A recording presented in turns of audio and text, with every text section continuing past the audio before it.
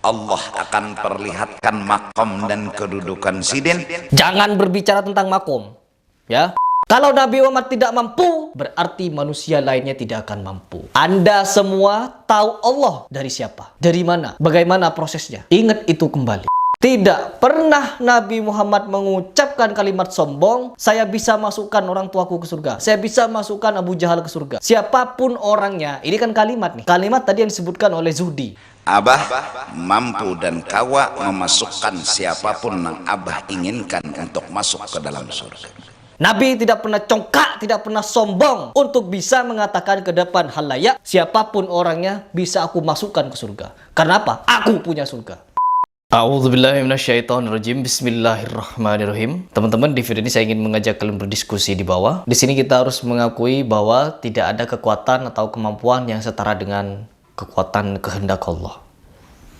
Baik, sebenarnya kemarin saya telah membahas, namun pembahasannya tidak spesifik. Ya, tidak langsung menjuru kepada hurufat yang ditebar, tetapi saya malah membahas dari keseluruhan poin-poin yang ada. Dan sekarang saya akan fokus kepada satu poin, dan poin ini harus kalian dengar dari awal sampai selesai. Setelah kalian selesai nonton video ini, pastikan sampai selesai, sampai menit terakhir, baru kalian berikan komentar. Jangan baru nonton langsung komentar. Ini pesan dari saya. Baik, coba kita langsung mulai untuk mereaction seperti apa videonya. Dan kalian harus mendengar baik-baik apa yang keluar dari mulutnya ini. Aku punya sebuah pandangan dan keyakinan bahwa orang-orang yang memusuhi beliau, yang menyakiti beliau, yang memacam-macami beliau, tidak menutup kemungkinan, ini kalimatku, tidak menutup kemungkinan di akhirat nanti beliau mampu mengangkat orang itu dari neraka untuk ke dalam surga. Jelas ya? Di sini sejeda perkataannya adalah siapapun siapapun dia yang memusuhi guru sekumpul, dia masuk neraka. Sudah mengklaim orang lain masuk neraka, dan nanti guru sekumpul akan menolong dia dari neraka ke surga. Ini kalimat yang keluar langsung dari orang ini. Lanjutkan dulu. Aku yakin itu. Bahwa dia karena setidak-tidaknya itulah akhlak yang beliau miliki. Orang yang memusuhi, menyakiti, bahkan memacam-macam, aku yakin mereka akan tercengang. Padahal belum terjadi, ya. Tidak ada yang bisa mengetahui masa depan kecuali Allah, ya. Tidak ada. Di akhirat beliau urus, beliau angkat dari neraka menuju surga. Waduh, yakin sekali dia ya teman-teman. Jadi akan mengurus siapapun yang masuk ke neraka, masuk ke dalam surga. Akan mengurus. Oke, lanjut dulu. Karena aku dapat dari seseorang, yang seseorang itu langsung dari mulut beliau. Kalau kalian yakin bahwa orang ini bukan pendusta, maka yakinlah bahwa perkataannya benar, sebagaimana kalian mendengar langsung dari orang ini atau dari guru sekumpul. Kalau kalian ragu dengan kesaksian orang ini, artinya dia pendusta. Begitu, ya. Coba kita dengarkan apa kesaksiannya. Pernah beliau berkata bahwa Abah punya surga sendiri. Abah mampu dan kawa memasukkan siapapun yang Abah inginkan untuk masuk ke dalam surga. Untuk masuk ke surga. Ya. Di garis bawahi ya teman-teman, garis bawahi. Di sini guru sekumpul punya surga sendiri dan dia mampu memasukkan siapapun, garis bawahi pakai huruf kapital, siapapun, bukan kecuali ya. Di sini dia tidak mengucapkan kecuali orang musyrik, orang kafir, orang fasik dan lain sebagainya. No, ini dari keseluruhan, siapapun. Siapapun kalian yang masuk neraka bisa guru sekumpul tolong untuk masuk ke surga. Ini kalimat yang mutlak keluar dari beliau, keluar yang katanya dari mulutnya guru sekumpul, dan ini disampaikan oleh orang yang kalian percaya ini bukan pendusta. Orang ini bukan pendusta. Maka yakinlah bahwa dengan kalimat itu siapapun ini meliputi yang ada di seluruh alam. Jadi siapapun yang guru sekumpul kehendaki inginkan, apabila dia di neraka nanti, bisa tuh guru sekumpul menolongnya. Misalkan siapapun itu kita artikan Fir'aun, Abu Lahab, Abu Jahal, Kan siapapun. Ya nanti setelah ini diklarifikasi. Ada yang mengklarifikasi nanti. No, ya, saya tidak akan mendengar klarifikasi kalian. Karena apa? Di sini sudah jelas orang ini yang kalian anggap orang ini jujur, terpercaya, dia sudah mengucapkan bahwa siapapun orangnya, tidak melihat dari ras, gender, agama, dan apapun itu, bisa guru sekumpul tolong masuk ke surga. Alasannya apa? Karena guru sekumpul punya sendiri surganya. Entah surga itu diberikan oleh Allah, atau dia membuat sendiri surga, membangun sendiri surga. Jadi bisa punya kebebasan dia untuk memasukkan siapapun dari neraka ke surga. Artinya, orang ini atau guru sekumpul ini telah memiliki kemampuan setara dengan Allah Subhanahu wa Ta'ala. Karena dia memiliki prioritas untuk memasukkan dan mengeluarkan siapapun dari neraka atau surga. Ini kalimat yang sangat jelas dan juga bersaksi katanya. Jadi orang ini bukan berbohong, orang ini tidak berbohong, jujur dia. Kalau perkataan guru sekumpul benar, ya. Menurut kalian, hati nurani kalian, apakah ada manusia yang memiliki kemampuan setara dengan Allah, bisa memasukkan siapapun, ya, yang telah ada di neraka ke dalam surga, yang di surga dikeluarkan masuk ke neraka? Begitu. Jawab dengan hati nurani. Oke, lanjut dulu. Supaya ini artinya ini dalil-dalil, bukan artinya apa yo? Artinya apa? Apa yo bahasanya tuh, mengada-ngada kata dari mulut. Jadi beliau, ini bukan mengada-ngada, ya, tapi dari mulut beliau langsung ke telingaku sendiri. Ya. Oke, sudah cukup sampai situ saja. Dari mulut beliau ke telinga dia sendiri.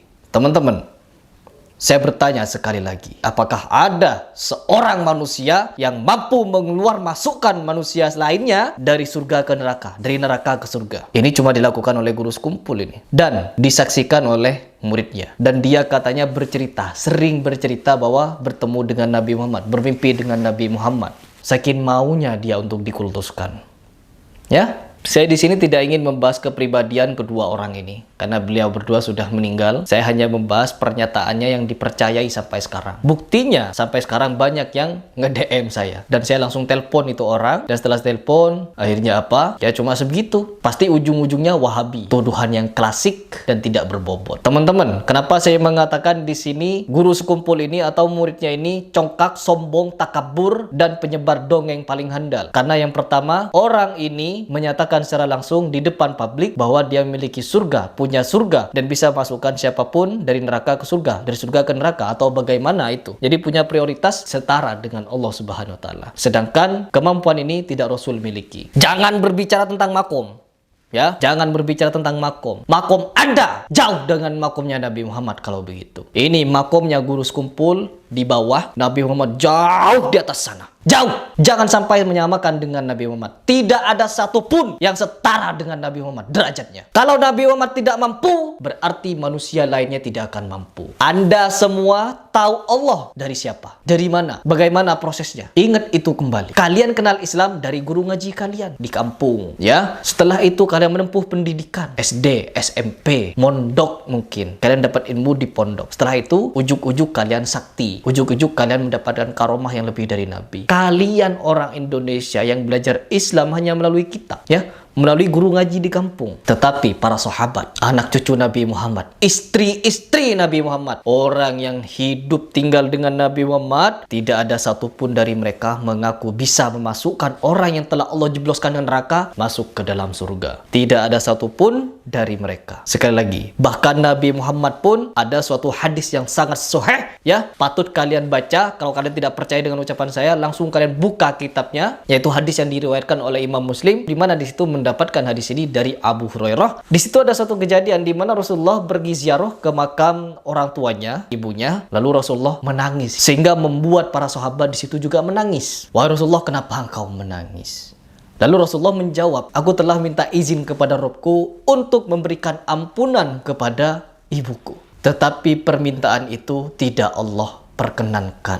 Ya, Allah tidak perkenankan Rasulullah untuk memintakan ampun kepada kedua orang tuanya. Diperkenankan artinya apa? Tidak mendapatkan izin. Maka setelah itu Rasulullah meminta izin hanya untuk berziarah ke kuburnya. Lalu bagaimana jawaban Allah? Rasulullah diizinkan hanya untuk berziarah ke makam ibunya. Karena dengan berziarah ke makam itu bisa mengingatkan siapapun orangnya untuk mengingat akan datangnya kematian. Hadis riwayat Muslim. Nah, di sini teman-teman tidak terbantahkan bahwa Nabi Muhammad tidak dapat memasukkan siapapun ke surga. Apabila Nabi Muhammad mengaku punya surga, artinya dia bisa memasukkan seenak Nabi Muhammad siapapun dia mau. Tidak akan menangis Nabi Muhammad. Dan saya tidak mau menafsirkan apakah orang tuanya masuk neraka atau surga.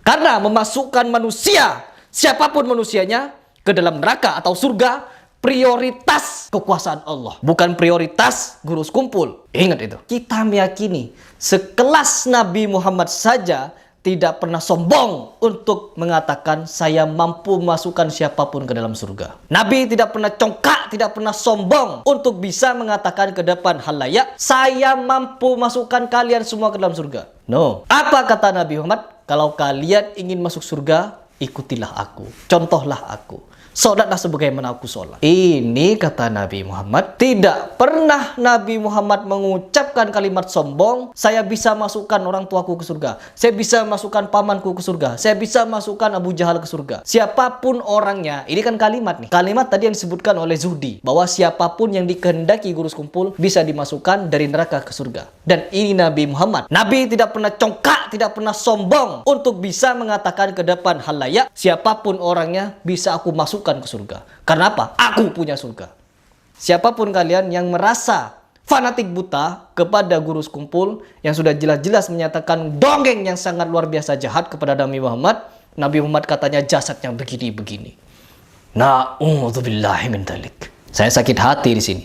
Bukan cuma kalian umat Nabi Muhammad, saya juga. Jadi di sini reaksi saya seperti ini karena saya baru sekarang saya nonton Khurafat ini. Sebelum-sebelumnya belum, ya. Baru sekarang saya melihat, ya Allah. Baik teman-teman, mungkin itu saja video ini. Semoga video ini bisa membuka pikiran kalian, membuka hati kalian, dan menyadarkan kalian bahwa sebelum guru sekumpul itu telah wafat orang-orang yang juga jago pendongeng. Tidak perlu jauh-jauh ke guru sekumpul. Di India ada yang namanya Sai Baba. Sai Baba awalnya mengaku bisa pengobatan. Habis itu dia mengaku punya kesaktian. Setelah itu dia mengaku wali. Setelah itu dia mengaku utusan Tuhan, Nabi. Baru setelah itu di akhir hidupnya, sebelum dia mati, sempat-sempatnya dia mengaku Tuhan. Dan apa? Kalian tahu? Orang ini, Sai Baba ini, jutaan umat yang percaya. Jutaan yang ikut. Baik itu orang biasa, orang kelas menengah, orang cendekiawan, sampai orang-orang intelijen. Ya, bukan cuma orang bodoh yang ikut, tapi juga orang-orang yang katanya cerdas.